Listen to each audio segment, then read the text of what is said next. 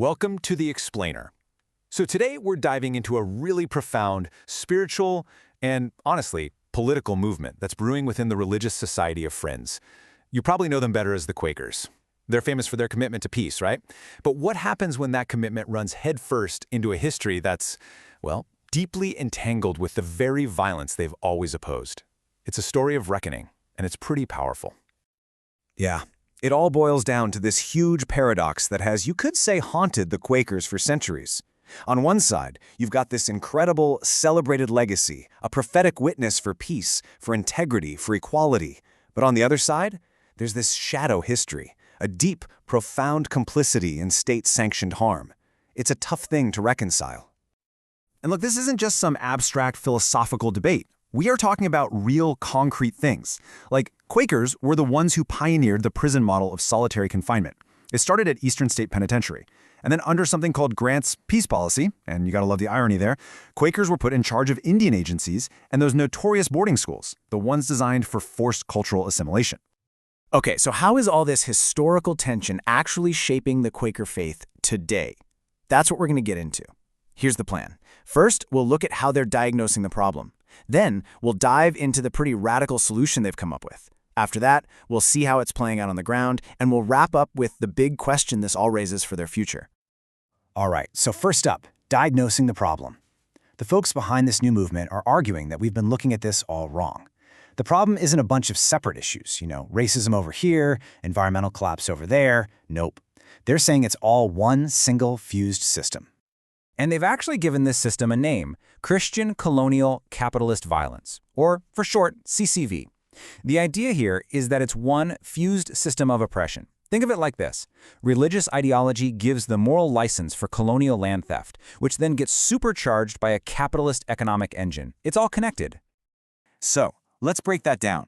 It's basically a three-part system. First, you have the Christian part, which provided the moral justification, the theological cover for conquest. Then comes the colonial part.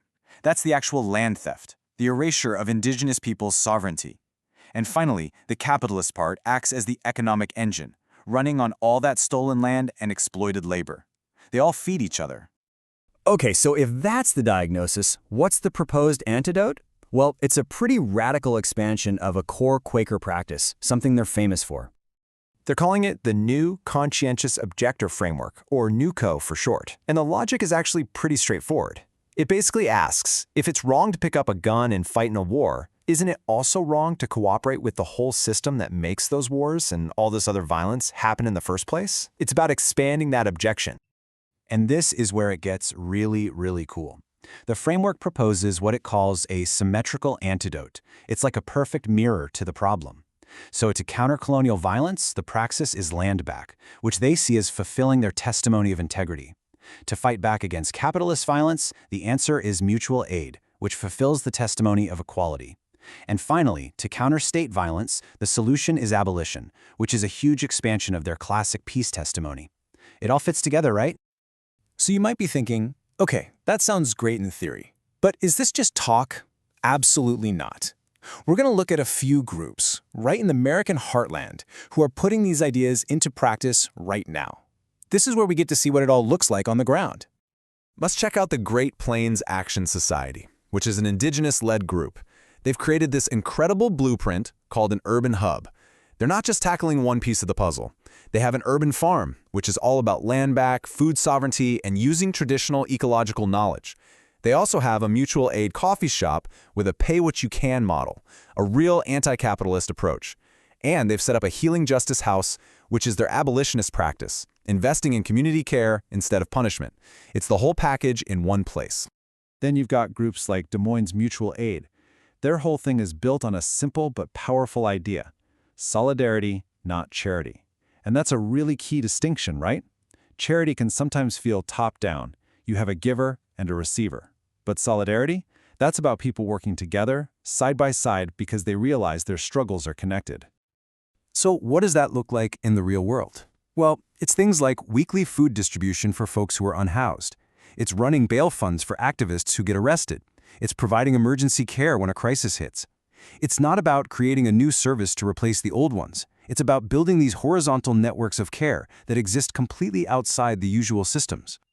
And finally, let's look at a more traditional institution, the Bear Creek Friends Meeting. They're kind of serving as a test case. What they're doing is acting as a relational bridge. They're taking their long-term relationships with local indigenous communities and using that trust to start doing the slow, hard work of decolonial repair from the inside of an established Quaker community. And that brings us to the really crucial point. As you can imagine, this whole movement is creating some serious tension within the Quaker community. It's a radical diagnosis with a really demanding call to action, and that's forcing a conversation that, well, it's not always comfortable, but many feel it's way overdue. The NewCO framework really puts a tough question on the table. Can an institution that's so wrapped up in colonial history actually decolonize itself? Or does a truly faithful response mean a radical break is needed? It's a question that puts everything on the line. But here's how the proponents see it. They say this isn't about politics. It's about faith. They frame it as an act of continuing revelation. That's this core Quaker idea that divine truth isn't static. It's revealed over time. So this whole struggle isn't just some political argument that might cause a split. No, they see it as a crisis of conscience that's actually demanding a return to the deepest roots of their faith. And that leaves us with one last, pretty provocative thought to chew on.